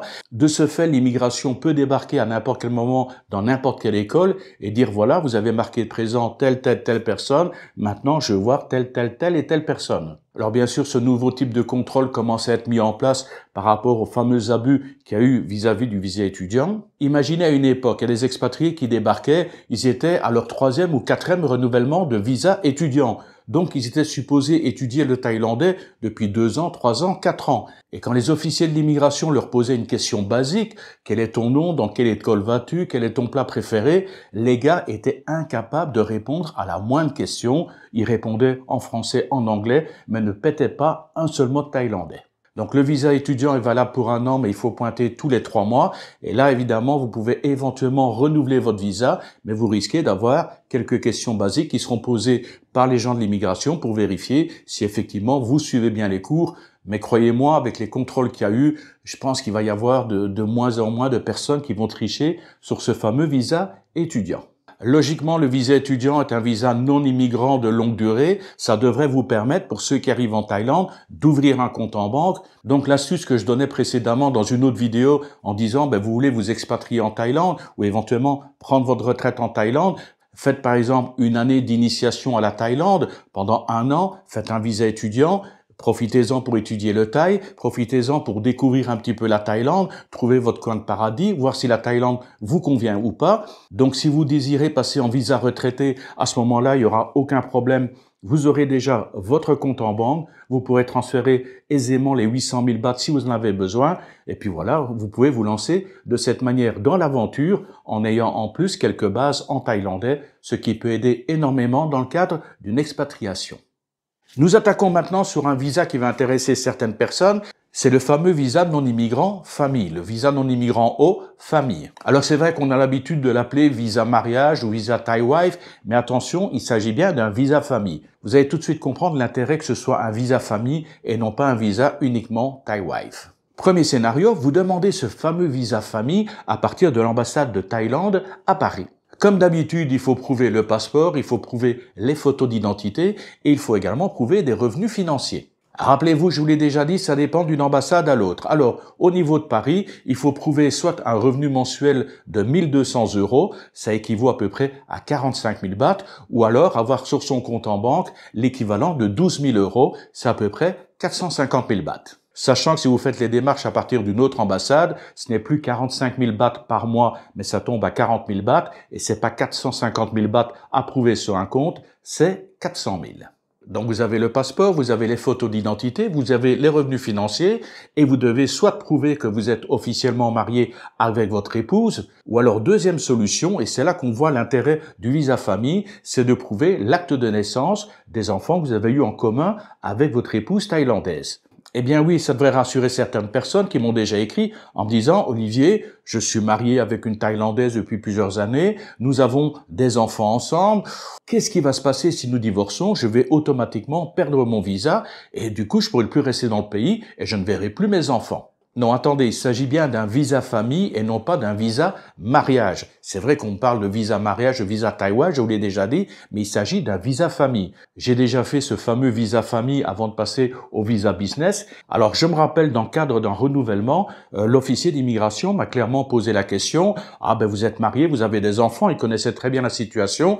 Il me dit, « Mais votre visa famille, est-ce que c'est raccordé à votre épouse ou est-ce que c'est raccordé à vos enfants ?» Je dis non, ici c'est raccordé à mon épouse, mais il dit, mais prends plutôt au niveau de tes enfants, comme ça si jamais un jour il y a un pépin avec ton épouse, si vous divorcez, si elle meurt, s'il y a un accident ou n'importe quoi, ton visa est rattaché aux enfants, quoique ça peut passer facilement de l'un à l'autre, même si vous divorcez, vous passez au niveau de vos enfants. Donc à ce moment-là, tu as un visa famille attaché à tes enfants et tu peux profiter de ce visa aux mêmes conditions, comme si c'était ton épouse, donc les mêmes conditions financières, mais rattaché à tes enfants jusqu'à leur majorité.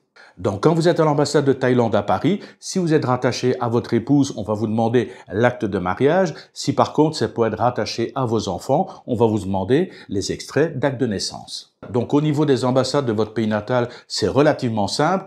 Ça se complique un petit peu plus si vous le faites à partir de la Thaïlande. Quand je dis ça se complique, pas énormément, mais il y a beaucoup plus de preuves à montrer et ça peut en exaspérer certains. Vous êtes installé en Thaïlande, vous fréquentez une Thaïlandaise depuis quelque temps et vous décidez de vous marier. Première étape, et c'est pas le plus simple, il faut que vous rendiez à votre ambassade pour demander un certificat d'aptitude au mariage. C'est très important, sans ce papier, vous ne pouvez pas vous marier officiellement en Thaïlande.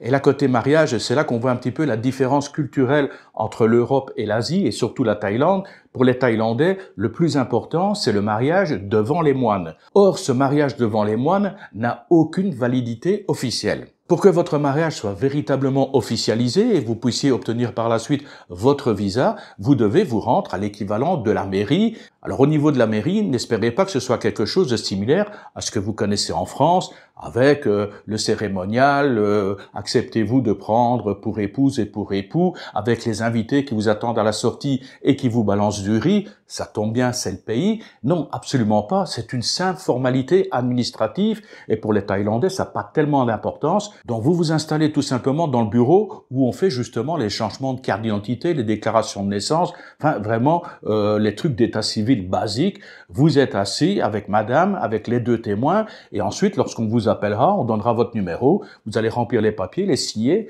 vous attendez un petit peu et on va vous donner un joli diplôme. À la rigueur, si vous demandez avec le responsable, vous pourrez prendre une photo, mais ça se limite à ça, il n'y a aucune festivité, c'est vraiment une démarche administrative.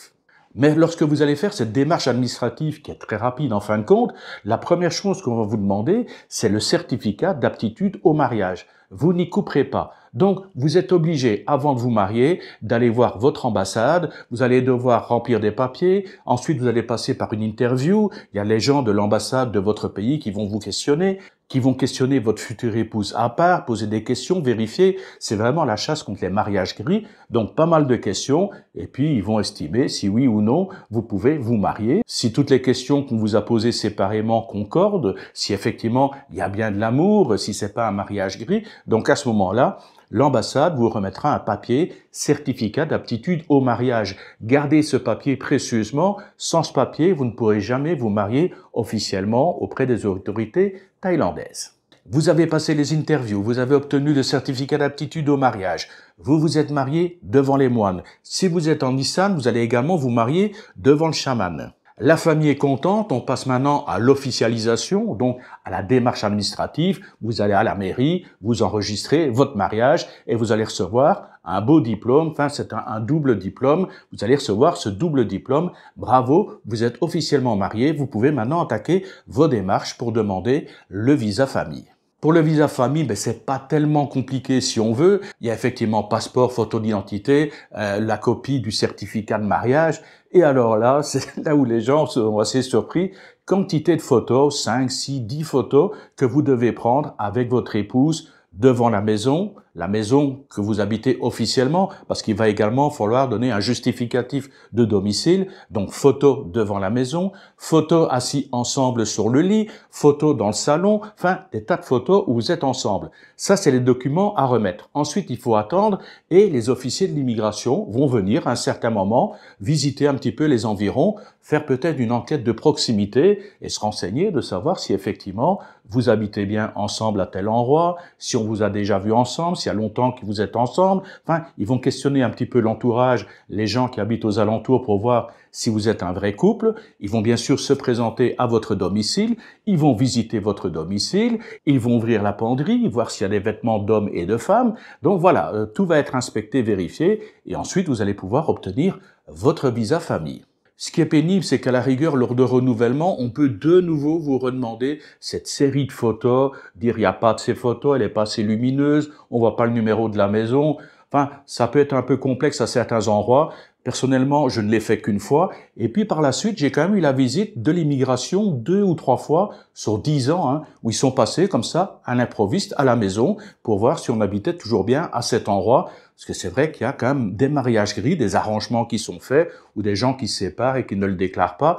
Donc de temps en temps, ils peuvent venir enquêter un petit peu pour voir si le mariage est effectif, s'il est toujours bien concret. Mais bon, l'avantage de vivre à la campagne, c'est qu'à la longue, on connaît les officiers de l'immigration, ils nous connaissent. Et bon, à la longue, on n'a plus jamais eu aucun contrôle. Mais par contre, il y a des expatriés qui voient ça comme une intrusion, ils ne comprennent pas ces histoires de photos, de contrôle. Donc, ils préfèrent être tranquilles. Il y en a certains qui ont carrément abandonné le visa famille pour passer au visa retraité. Comme ça, il dit, voilà, je prouve mon argent, fini, point barre, et après je suis tranquille, j'ai pas besoin d'avoir de contrôle, j'ai pas besoin de refaire les photos, vraiment tranquille avec cette histoire. Vous voyez comme vous voulez, moi personnellement, j'ai pris ce visa mariage et ensuite je suis passé, maintenant depuis quelques années, au visa business. Alors, il y a quand même certains avantages à passer par ce visa famille. Il y a d'ailleurs des gens qui ne comprennent pas, qui me disent « Olivier, c'est un peu dingue, hein. Je vis seul comme retraité, je dois prouver une capacité de 800 000 bahts. Par contre, je vis avec une femme, on vit à deux, donc on vit à deux. Là, par contre, mes revenus sont divisés par deux, je dois juste prouver 400 000 bahts. C'est un peu illogique et aberrant comme système. Mais bon, c'est comme ça, vous devez prouver moins d'argent. Autre avantage de ce visa, c'est par rapport au travail. Vous devez chercher un travail, vous obtenez un travail, ou vous allez monter une société, vous devez de ce fait obtenir un visa business et obtenir un permis de travail. Dès lors que vous avez ce visa Thaïwai, que vous êtes marié avec une Thaïlandaise, pas besoin de passer par le visa business. Vous trouvez un emploi, votre employeur n'a pas besoin de se prendre la tête pour changer votre visa en cours en visa business. Votre visa famille actuellement est tout à fait considéré comme un visa business, à condition bien sûr qu'il soit rattaché à un permis de travail. On va y revenir sur ce fameux permis de travail une fois qu'on va attaquer le chapitre du visa business. Donc deuxième avantage, vous pouvez obtenir un permis de travail si vous décrochez un travail ou si vous créez une société. Et autre avantage énorme également, c'est justement lors de la création d'une société. Pour faire très bref, lorsque vous créez une société en Thaïlande, vous êtes obligé d'être associé avec un Thaïlandais ou une Thaïlandaise qui est majoritaire de la société. Elle doit détenir au moins 51% des parts. Ce qui n'est absolument pas catastrophique, moins vous avez des parts et moins vous avez de responsabilité pénale en cas de pépin. Ce qui ne vous empêche pas, selon le statut que vous allez obtenir, d'avoir les pouvoirs et de vous protéger. Je vous donne un exemple, vous n'avez que 10% des parts de votre société, mais vous êtes nommé directeur. Croyez-moi qu'à ce moment-là, vous ne prenez aucun risque financier et en même temps, vous avez les pleins pouvoirs sur votre société. Donc, pour créer une société, vous devez avoir un partenaire Thaï qui sera majoritaire. Avant, c'était 2 partenaires Thaï. Maintenant, ça a été réduit à un seul partenaire Thaï, ou 2, ou 3, ou 4, ou 10, c'est comme vous voulez. Mais il faut au minimum un partenaire Thaï majoritaire. En règle générale, une société thaïlandaise qui engage un étranger est obligée d'avoir au minimum 4 employés thaïlandais. Donc, le quota est de 4 employés thaïlandais pour un étranger engagé. Sauf si vous disposez de ce fameux visa famille. À ce moment-là, le quota tombe à 2 employés thaïlandais pour un étranger. Que ce soit au sein de la société que vous créez ou que ce soit dans une société dans laquelle vous êtes engagé, ce qui peut être intéressant pour un employeur qui veut vous engager. À partir du moment où vous avez ce visa, il aura besoin de prouver uniquement 2 employés thaïlandais et non pas 4. Et s'il est un peu short au niveau des employés, ça tombe bien, c'est tout bénéfice pour vous. Donc vous le voyez, au final, ce visa famille est relativement intéressant. Vous êtes bien protégé en cas de divorce. Si jamais votre épouse décède et que vous avez eu des enfants ensemble, vous avez des avantages financiers, beaucoup moins d'argent à prouver. Vous avez également des avantages dans le cadre d'une création de société ou en tant que demandeur d'emploi. Donc voilà, il y a quand même des côtés assez positifs, même si à côté, il peut y avoir certaines contraintes, certains contrôles que certains peuvent trouver assez excessifs. J'espère que j'ai été clair. Là, je suis parti un peu tout azimut. S'il y a des questions, bien sûr, comme d'hab, vous n'hésitez pas en bas dans les commentaires. Alors, on va attaquer maintenant un visa dont personne ne parle, ou très peu de personnes. Et croyez-moi que ce visa a une énorme importance et peut dépanner pas mal de personnes. Je veux parler du visa accompagnant. Qu'est-ce que le visa d'accompagnement? Je vous donne tout de suite des exemples. J'ai reçu dernièrement un email, une personne qui me dit « Olivier, j'adore tes vidéos. » Merci. Et voilà, je veux prendre ma retraite en Thaïlande. J'ai à peu près 2000 € de revenus par mois. Donc, j'ai tous les moyens financiers pour m'installer et prendre le visa retraite. Le problème, c'est que je veux venir avec mon épouse. Enfin, c'est pas l'épouse qui est le problème, hein. Le problème, c'est que je veux venir avec mon épouse et que malheureusement, elle est retraitée, mais elle a une petite retraite de rien du tout. Est-ce que si elle vient avec moi, est-ce qu'elle doit également prouver 65 000 bahts de revenus par mois ou avoir 800 000 bahts sur un compte?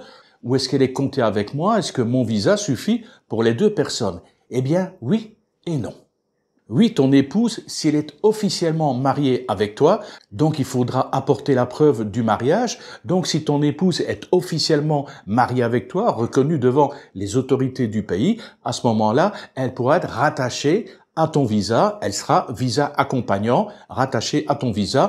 Il faudra juste au moment de la demande, comme d'habitude, le passeport, les photos d'identité, 1000 € sur le compte depuis au moins 3 mois, et bien sûr le fameux papier prouvant que vous êtes officiellement marié. Là où ça peut coincer, c'est qu'effectivement, les autorités thaïlandaises ne reconnaissent pas les unions de style de Pax ou des choses pareilles. Si eux ne reconnaissent pas ça, malheureusement, à ce moment-là, la personne qui vous accompagne n'est plus considérée comme votre épouse et elle devra à ce moment-là également prouver les revenus financiers nécessaires. Deuxième cas de figure, madame décroche un travail en Thaïlande, elle décroche un visa business, mais elle est officiellement mariée avec monsieur. Monsieur n'a aucun travail, aucun problème, il peut être automatiquement rattaché au visa business de son épouse, bien sûr, s'il est officiellement marié avec madame. Il faudra également prouver le lien de parenté ou le lien de mariage. Idem pour les enfants mineurs d'âge, ils seront automatiquement rattachés au visa business de madame. Troisième situation, vous décidez d'envoyer votre enfant en école internationale en Thaïlande, il est mineur d'âge, mais en même temps, vous voulez pas le laisser tout seul. Vous pouvez de ce fait, avec livret de mariage et acte de naissance, prouver que vous êtes les parents de cet enfant et être rattaché au visa étudiant de votre enfant. Et là, demain, vous devrez prouver que vous avez 1 000 € sur votre compte depuis 3 mois au moins pour obtenir le visa d'accompagnant. Ceci dit, avec 1 000 €, vous irez pas très loin en Thaïlande et j'espère que vous avez un peu plus d'économie derrière vous. Donc voilà, pour ceux qui ne connaissaient pas encore, il y a le visa d'accompagnement, le visa accompagnant. Dès lors que, par exemple, votre mari ou votre femme, dès lors que vous êtes officiellement mariés ensemble, vient prendre sa retraite, vous pouvez être accompagnant. Idem dans le cadre d'un visa business, idem également si votre enfant suit des études, une scolarisation en Thaïlande. On va attaquer maintenant sur le visa business. Vous désirez travailler en Thaïlande, soit parce que vous avez créé votre société, ou bien parce que vous avez décroché un emploi auprès d'une société, vous allez devoir à ce moment-là avoir un visa business. Sauf bien sûr, si vous avez déjà le visa famille, vous êtes marié avec une Thaïlandaise, à ce moment-là, vous n'êtes pas obligé de changer de visa, vous restez avec ce visa, vous n'êtes pas obligé de prendre le visa business. Par contre, vous avez un visa retraité, vous décrochez un emploi, à ce moment-là, le visa retraité va être transformé en visa business. Pour ce visa business, il faudra bien sûr donner tous les papiers de la société que vous avez créée ou de la société qui vous engage, avec toutes les informations sur les adresses, la localisation, enfin, toutes les informations de la société, plus bien sûr le contrat de travail, votre contrat de travail. Vous, en tant qu'employé, vous allez devoir fournir les diplômes qui sont en correspondance avec le travail pour lequel vous avez été engagé. Donc, vous faites toutes les démarches pour l'obtention du visa business, mais vous n'avez pas encore le droit de travailler. Pourquoi? Tout simplement parce qu'il vous manque le permis de travail. Alors, très important, il faut savoir que le visa business et le permis de travail sont deux choses totalement indissociables. Important également à savoir, si vous perdez votre travail pour quelque raison que ce soit, votre employeur, à ce moment-là, va supprimer votre permis de travail. Automatiquement, votre visa business est annulé. Donc, ne faites pas l'erreur. Dès que vous perdez votre travail, vous perdez votre permis de travail, vous perdez automatiquement votre visa business. Donc, ne restez pas en Thaïlande. Vous avez un délai très court pour choisir un autre visa ou éventuellement quitter le pays. Attention également, le système du permis de travail ici en Thaïlande ne correspond pas au modèle que certains connaissent. Vous allez dans certains pays, comme par exemple en Australie, à ce moment-là, vous faites une demande pour un permis de travail. Une fois que vous avez votre permis de travail, vous pouvez postuler et chercher du boulot à gauche, à droite, comme cela vous arrange. En Thaïlande, c'est tout à fait différent. Vous devez d'abord trouver un emploi, ensuite on vous donnera un permis de travail qui est lié à l'emploi que vous avez décroché. Donc, ce permis de travail n'est valable que pour le travail que vous avez décroché à l'adresse de la société. Vous avez par exemple un boulot d'ingénieur dans une société à telle adresse. Ensuite, pour quelque raison que ce soit, on va vous envoyer dans une branche, une succursale pour faire un autre boulot. S'il y a un contrôle, vous êtes en infraction, vous êtes bien dans la société en question, mais vous n'êtes pas à l'adresse définie sur votre contrat de travail. Et en plus, vous ne faites pas un travail qui est défini également sur votre contrat de travail. Donc, faites bien attention avec ce concept de permis de travail. C'est vraiment un permis qui est dédié au travail que vous effectuez à l'adresse où vous êtes renseigné.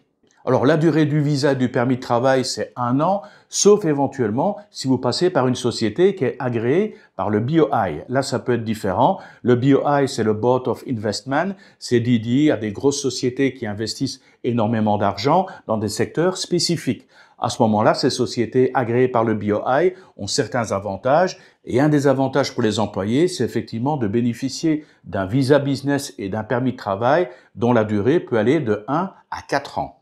Alors faites attention aussi à ce que vous pouvez lire. J'ai vu qu'il y a certains pseudo-experts qui prétendent que le permis de travail peut être valable jusqu'à 2 ans. Alors ce sont des informations que vous pourrez éventuellement trouver si vous utilisez l'intelligence artificielle. Je vous rappelle que l'intelligence artificielle, ça peut donner un coup de main, mais il faut toujours vérifier ces informations parce qu'il peut y avoir des erreurs. Alors effectivement, on peut avoir un permis de travail qui va aller jusqu'à 2 années, mais ça ne concerne que 4 nationalités. Le Laos, le Cambodge, le Vietnam et le Myanmar.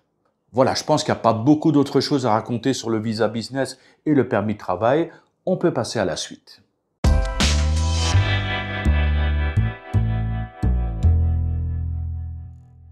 Alors soyez heureux, ce chapitre va être très court. Donc nous parlons ici de visa élitiste, donc de visa relativement dur à obtenir. Je ne vais pas m'étendre là-dessus. La majorité des gens qui me suivent, ça ne vous concerne pas.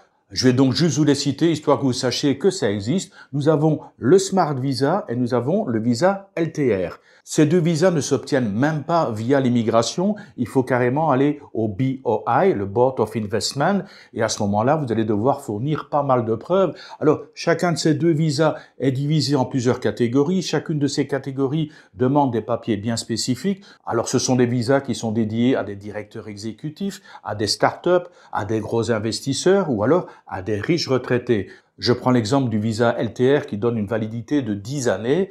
En tant que retraité, vous devez prouver au minimum des revenus de 80 000 $ par an. Divisé par 12, ça fait à peu près, et en euros, 5 600, 5 700 € de rente mensuelle. Donc, c'est pas tous les retraités en Europe qui peuvent s'offrir de tels revenus. Et pour les investisseurs, c'est des gens qui ont au minimum 1 million de dollars.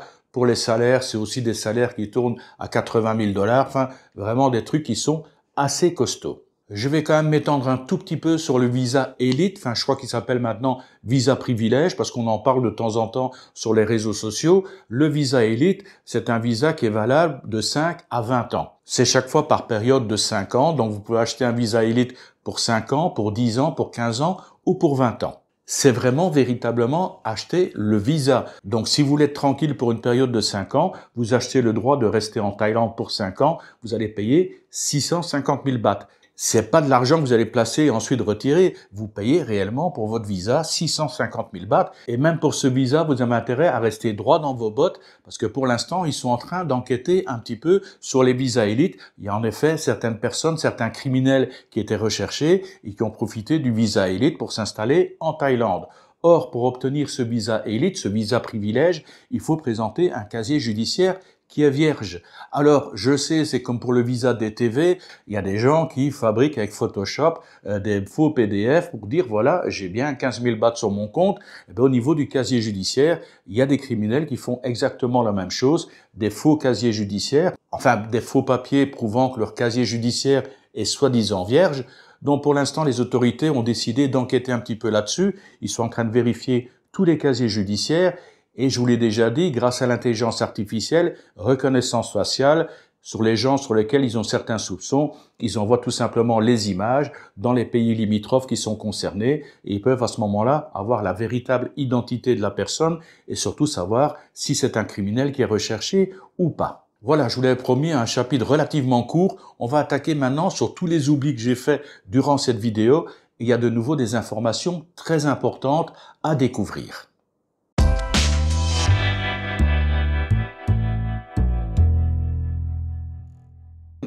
Alors, j'ai noté ici un petit peu tous les points que j'ai oubliés. Première chose très importante que j'ai totalement oubliée, c'est le fameux report des 90 jours. Dès lors que vous avez un visa d'1 an, vous devez pointer à l'immigration tous les 90 jours. Je sais, ça semble assez fastidieux, du moins ça l'était à une époque, c'était relativement fastidieux. Maintenant, on peut le faire en ligne, ça prend juste quelques secondes, ça va très vite. Ce qu'il faut savoir sur ce fameux pointage de 90 jours. Le tout premier pointage, vous devez absolument aller à l'immigration. Donc vous recevez votre visa non immigrant d'1 an. 90 jours après, vous vous présentez à l'immigration pour le pointage de 90 jours. En même temps que vous pointez vos 90 jours, vous faites une demande pour pouvoir être enregistré en ligne. On va vous donner toutes les informations, vous allez les recevoir par email par exemple. À ce moment-là, vous avez tous les codes d'accès. Avec ce code d'accès, tous les 90 jours, vous vous connectez sur votre compte sur Internet, vous remplissez les informations, vous cliquez, ça y est, votre pointage est fait. Autre chose sur le pointage des 90 jours. Vous avez pointé, vous savez que votre prochain pointage, par exemple, c'est le 1er mars. Vous ne devez pas vous pointer absolument le 1er mars. Vous devez pointer les 90 jours au plus tôt 15 jours avant la date butoir, au plus tard une semaine avant la date butoir. Donc vous avez le 1er mars comme pointage, vous pouvez pointer les 15 jours avant le 1er mars et jusqu'à 7 jours après le 1er mars. Si vous dépassez la période des 7 jours après la date de pointage, là c'est un petit peu embêtant, vous allez devoir vous présenter à l'immigration et payer 2000 bahts d'amende. Alors, de mon point de vue, le pointage est 90 jours maintenant, c'est juste une simple formalité à faire en ligne, plus rien à voir avec les astreintes qu'on avait à se déplacer à l'immigration, donc à la rigueur, plus aucune raison de louper ce fameux pointage des 90 jours. Je vous ai parlé du visa retraité, je vous ai dit si vous passiez directement par l'ambassade de Thaïlande de votre pays, vous étiez obligé de présenter des assurances. Par contre, si vous faisiez votre visa retraité à partir de la Thaïlande, vous n'aviez pas ces preuves d'assurance à prouver. Alors bien sûr, c'est pas un oubli, mais je crois que c'est quand même important que je mette un petit peu le doigt dessus. Prévoir une expatriation en Thaïlande ou dans n'importe quel pays sans avoir une assurance santé qui vous couvre décemment, c'est tout simplement délirant, c'est de la folie, c'est suicidaire.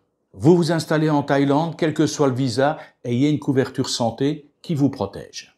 Je vous ai également parlé des exemptions de visa, en vous disant exemption de visa, à la fin de l'exemption de visa, vous pouvez demander une extension en vous présentant au bureau de l'immigration. Attention au calcul que vous pourriez faire. Vous vous dites, tiens, mon exemption de visa se termine vendredi, donc vendredi, je vais aller à l'immigration. Attention, vérifiez bien les jours fériés. Alors, je ne parle pas des jours fériés qui existent en Europe. Il y a également des jours fériés spécifiques, des jours bouddhistes qui existent en Thaïlande et que vous ne connaissez pas. Donc, déjà à la base, évitez d'aller faire votre extension le dernier jour. Et même si vous décidez d'aller le dernier jour, vérifiez bien que le bureau de l'immigration est ouvert et qu'il n'y a pas un jour férié, parce que là, vous êtes mal barré. Alors n'essayez pas la combine d'attendre le lundi en disant à l'officier de l'immigration « je me suis présenté vendredi, vous étiez fermé, donc voilà, je reviens ici lundi ». Non, votre exemption de visa se termine le vendredi, vous devez absolument quitter le pays. Si vous attendez le lundi pour venir demander une extension, premièrement, vous n'aurez absolument pas l'extension, et de deux, l'officier va vous dire « voilà, vous êtes en dépassement de visa pour le samedi ». Pour le dimanche et pour le lundi. Aujourd'hui, vous êtes également en dépassement de visa. Donc, 3 jours de dépassement, 1500 bahts d'amende. Je reviens de nouveau au visa retraité. Je parlais du compte bancaire. Je disais l'urgence d'ouvrir un compte bancaire si jamais vous deviez déposer 800 000 bahts en disant, si vous avez un revenu mensuel, à la rigueur, c'est pas tellement important. Il n'y a pas besoin de galoper pour ouvrir le compte en banque. Là, j'ai quand même commis une erreur parce que il y a pas mal de bureaux d'immigration qui vont vous demander une preuve financière, donc un relevé de compte bancaire prouvant qu'effectivement, vous avez bien 65 000 bahts de revenus qui sont versés tous les mois sur votre compte en banque thaïlandais. Donc l'officier de l'immigration, il va tout simplement vous dire, écoutez, montrez-moi vos relevés bancaires de votre compte bancaire en Thaïlande et je veux voir apparaître 65 000 bahts tous les mois sur votre compte. Donc l'histoire d'ouvrir un compte en banque en Thaïlande, oui, c'est quand même nécessaire, même si vous avez des revenus mensuels. Alors, visa famille, visa retraité. Je vous ai dit, dans le cadre d'un visa famille, il faut prouver soit 40 000 bahts par mois ou avoir 400 000 bahts placés sur un compte en Thaïlande. Dans le cadre d'un visa retraite, c'est 65 000 bahts de revenus par mois ou bien d'avoir 800 000 bahts placés sur un compte. Mais il existe également une solution supplémentaire, c'est un mix des deux. Prenons l'exemple du visa famille. Vous devez prouver 40 000 bahts par mois. Or, votre revenu n'est que de 30 000 bahts par mois. Il vous manque donc 10 000 bahts tous les mois. Le mix des deux, c'est quoi? C'est avoir un revenu de 30 000 bahts par mois. Il vous manque les 10 000 par mois pendant 12 mois. Il suffit d'avoir sur votre compte en banque 120 000 bahts. Donc 12 fois 10 000 bahts, 120 000 bahts sur le compte et 30 000 bahts. C'est un mix des deux. Vous arrivez à un total de 400 000 bahts. Ça fonctionne de la même manière avec le visa retraité. Si vous n'avez qu'une partie des 65 000 bahts, la partie manquante doit se trouver sur votre compte en banque. Pour le visa retraite et les 800 000 bahts, je vous ai dit une des grandes priorités, c'est d'ouvrir votre compte en banque. Une autre des priorités, quel que soit votre visa, c'est de vous inscrire auprès de l'ambassade de votre pays natal. Alors je sais qu'il y en a qui ne le font absolument pas. Là où vous risquez d'avoir un problème, c'est si vous arrivez à la fin de votre passeport. Là, il y a quasiment plus de pages. Vous allez à l'ambassade pour obtenir un nouveau passeport. Et là, on va vous dire, OK, est-ce que vous êtes inscrit dans nos services? Non, désolé, je suis pas inscrit, je me suis jamais inscrit, ça fait 3 ans, 10 ans que je suis ici, je me suis jamais inscrit. Mais là, j'ai besoin d'un nouveau passeport, hein, parce que là, je vais bientôt partir en voyage et j'ai plus assez de pages, donc et là, l'ambassade va vous dire, mais désolé, parce que là, vous n'êtes pas inscrit chez nous, il faut faire d'abord une inscription et ensuite, dans 15 jours, 3 semaines, 1 mois, lorsque vous serez enregistré au niveau des services de l'ambassade, vous allez pouvoir revenir et à ce moment-là, faire la demande pour un nouveau visa. Nouveau visa, qu'est-ce que je raconte? Pour un nouveau passeport. Donc voilà la raison principale, ne pas avoir un délai d'attente énorme avant de pouvoir renouveler un passeport. Ça peut être assez problématique si vous avez un voyage urgent à réaliser. Voilà, nous arrivons enfin au bout, quasiment 90 minutes de vidéo. Et croyez-moi que derrière ces 90 minutes, il y a des heures, il y a des journées de travail, le montage, les recherches, le dérochage, tout ce qu'il y a à faire pour faire cette vidéo. Et bien sûr, tout ce que je vous offre ici est totalement gratuit. Je ne vous demande pas de vous abonner, je ne vous demande pas d'email, je ne vous demande pas de donation. À la rigueur, ce qui me ferait plaisir, c'est un petit like et que vous partagiez cette vidéo si vous pensez que ça peut aider certaines personnes. Si vous avez des questions, j'essaierai bien sûr d'y répondre au mieux en bas dans les commentaires. Pour rappel, cette vidéo est totalement chapitrée. Vous descendez dans la description, vous voyez le titre de la partie, vous avez l'horodatage juste à côté, vous cliquez sur l'horodatage et vous serez envoyé directement sur la partie de la vidéo qui vous intéresse. Merci pour vos likes, merci pour vos commentaires. On se retrouve très bientôt pour une autre vidéo. Là, je vais souffler un petit peu parce que, mine de rien, c'était pas mal de boulot. Je pense que pour me relaxer, je vais aller faire une petite balade sur les bords du Mekong. Allez, à très bientôt. Bye bye.